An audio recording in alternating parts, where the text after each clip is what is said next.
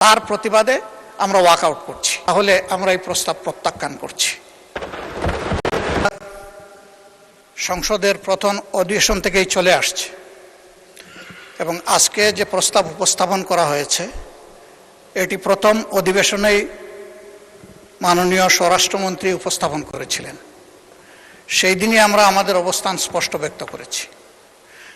এরপরে এটা সঠিক যে কয়েক দফায় মাননীয় চিফ হুইপ স্বরাষ্ট্রমন্ত্রী মহোদয় আমাদের সাথে যোগাযোগ করেছেন, বসেছেন।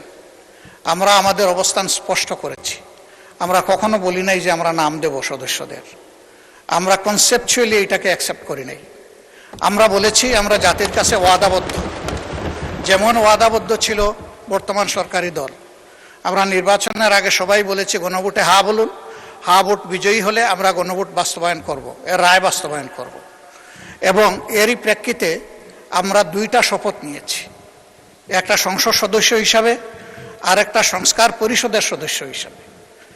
আমাদের দুইটা শপথই আমরা মনে করি বিদ্যমান আছে। সুতরাং ওইটাকে যদি বাইপাস করার জন্য এই কমিটি গঠন করা হয় তাহলে আমরা এই প্রস্তাব প্রত্যাখ্যান করছি।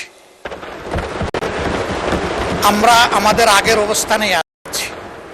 আমরা মনে করি গণতন্ত্রের দাবি হচ্ছে জনগণের মতামতকে মেনে নেওয়া।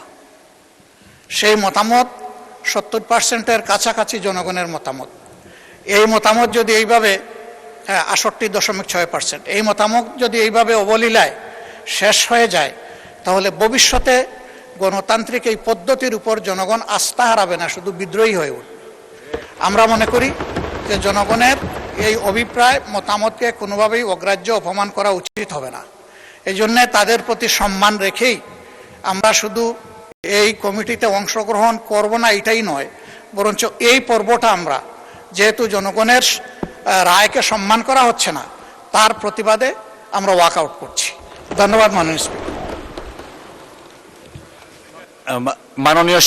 মাননীয় বিরোধী দলীয় নেতা একটু যদি শুনতেন হয়তোবা কিছু আশার আলো আসতে পারে, জানি না আমি কি